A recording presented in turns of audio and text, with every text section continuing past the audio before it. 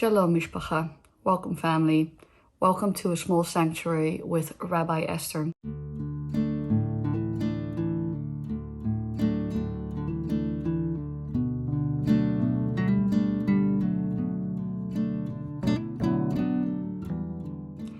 And I just wanted to talk today about where and how to find God in dark and troubled times. This is, of course, an age-old question, and I have no illusions about being able to resolve it or answer it. But I do want to talk about some frameworks and some techniques and some tools that can maybe help you understand where we can find God in really difficult and dark moments of our lives.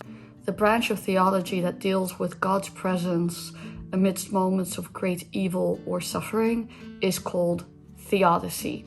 Theodicy, known as tziduk hadin in Hebrew, literally means the justification of the decree. It's a very ancient and well-trodden branch of theology, and basically it tries to line up our understanding of divine justice with the things that we are perceiving in the world to be horrific or difficult.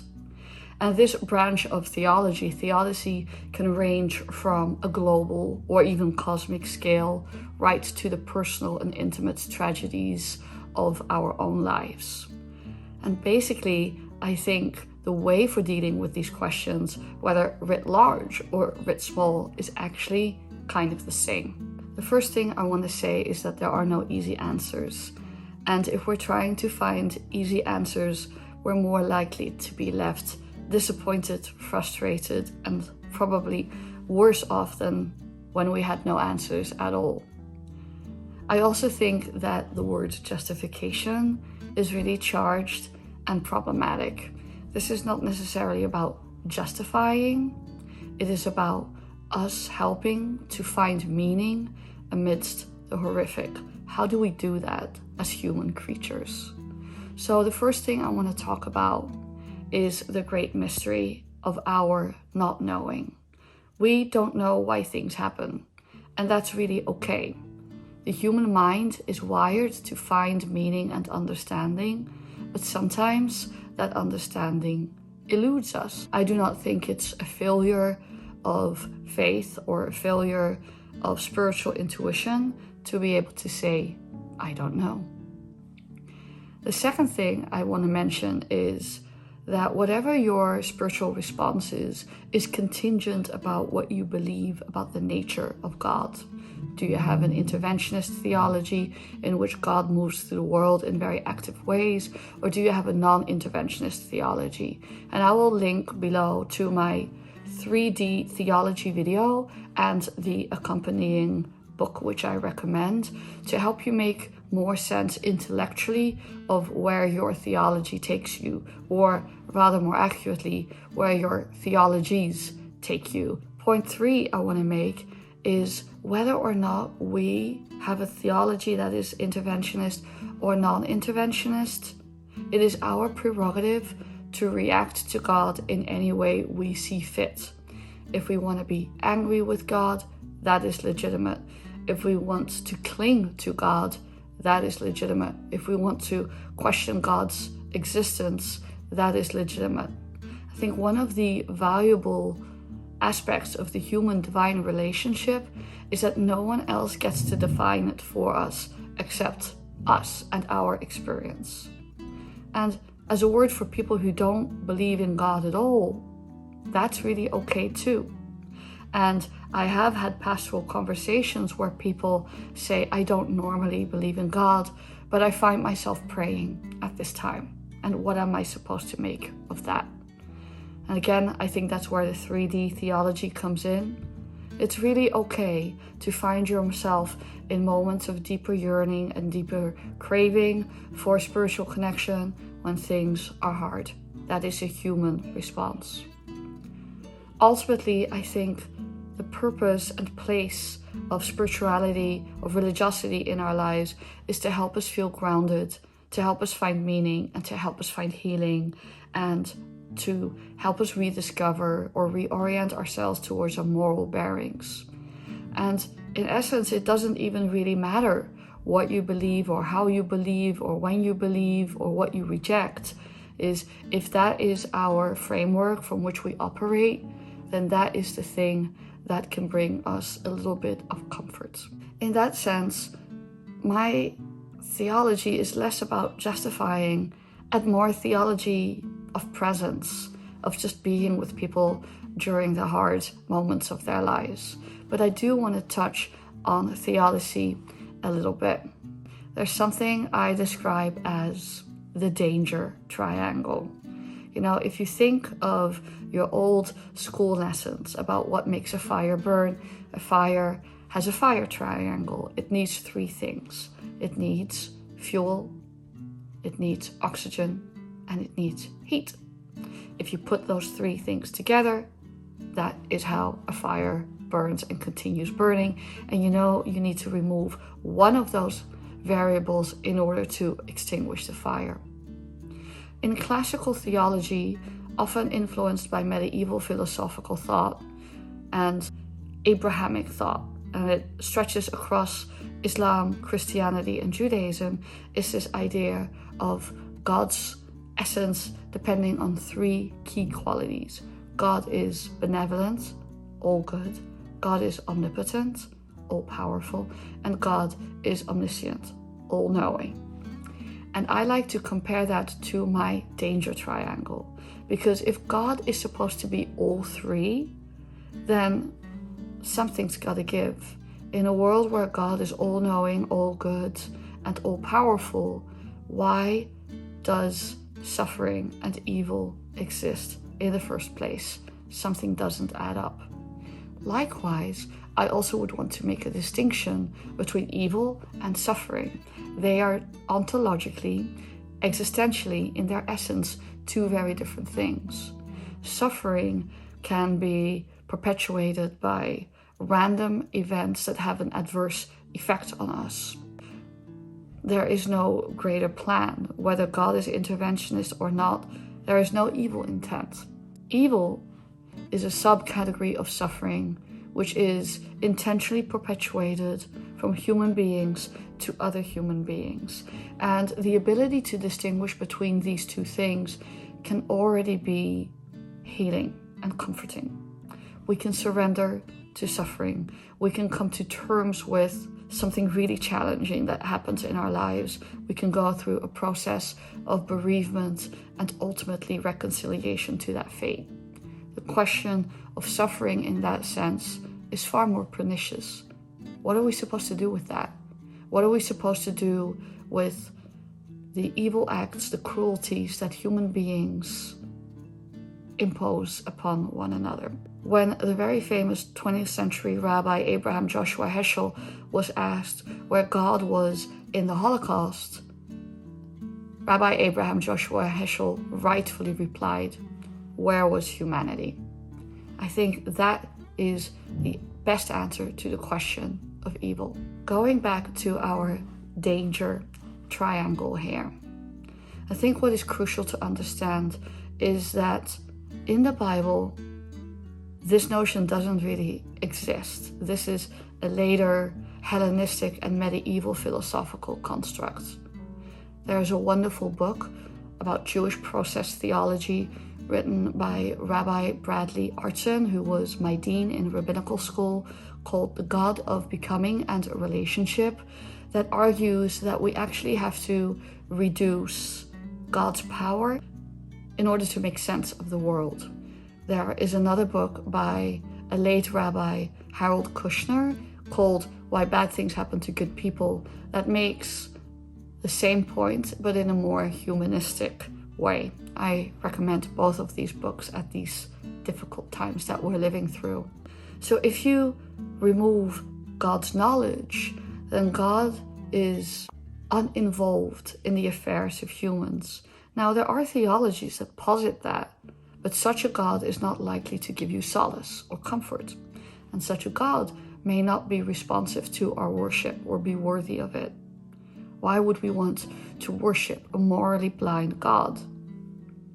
On the other hand, if you remove God's beneficence, God's goodness, Why would we want to engage with a deity that doesn't have love and goodness as the essence of its being? That doesn't make sense at all. That makes even less sense than a God who is simply uninvolved. That would be an amoral or even immoral conceptualization of God, and why would we want to give any credence to that? So the last option that remains is challenging God's omnipotence, God's all-powerfulness.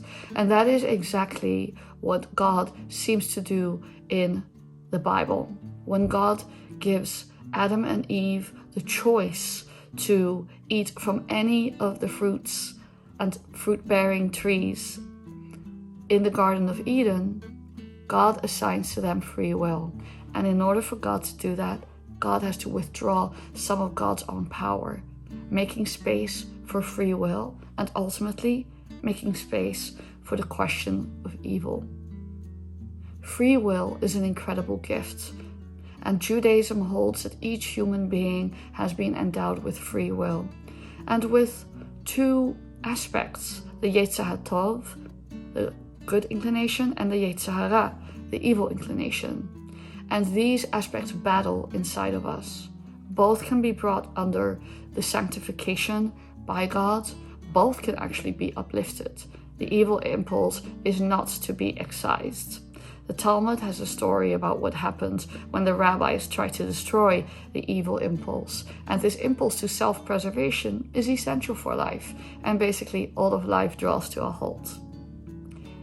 But the challenge to us human beings is, if God reduces God's power and let tzamtzem, God's self, draws back through the process of tzimtzum, withdrawal, in order to make space for human agency, that is invariably where we also see the question of evil pop up. And the Torah speaks through great allegory on this, through the stories of Adam and Eve, Adam and Chava, and Cain and Abel, and even Noah, and to some degree also Abraham, whose free will challenges God when Abraham says to defend the denizens of Sodom and Gomorrah, "Shall not the judge of all the earth do justly?"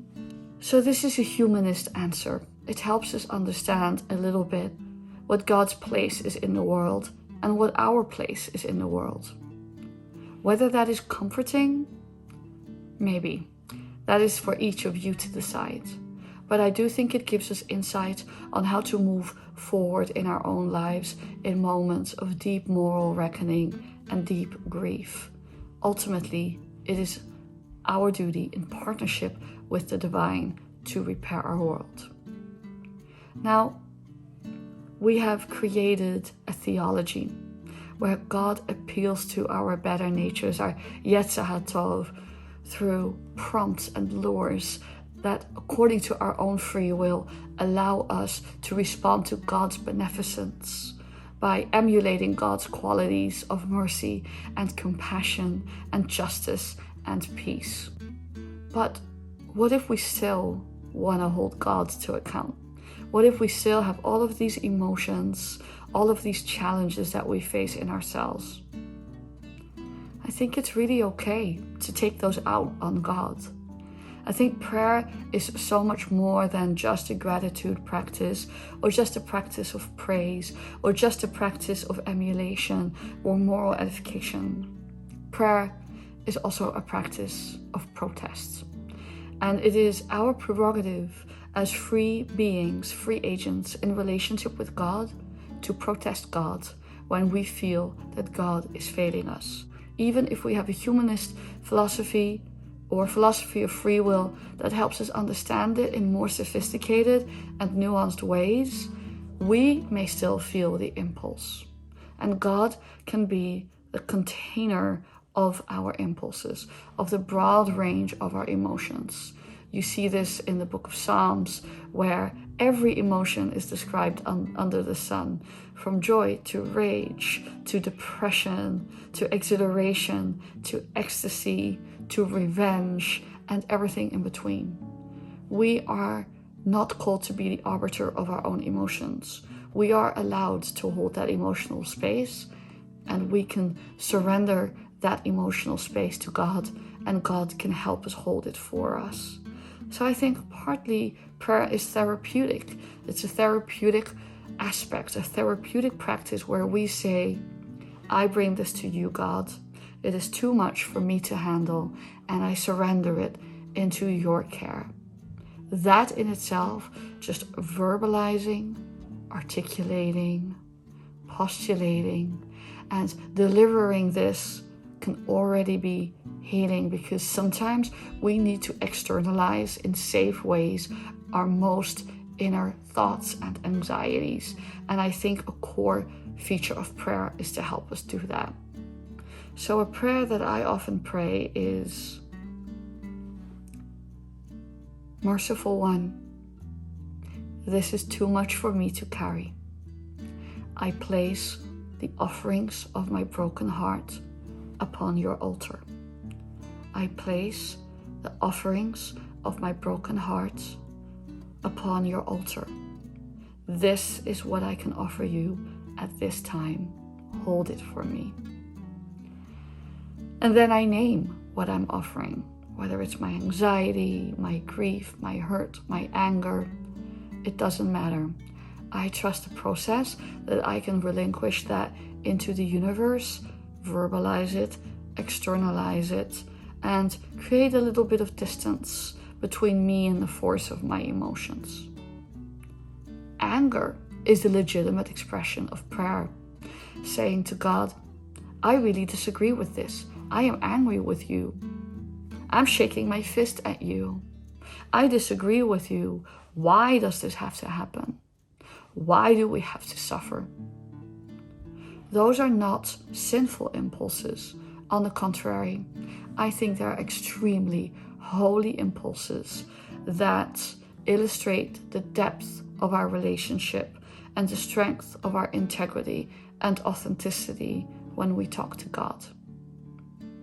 I also think that the suspension of disbelief is really okay sometimes.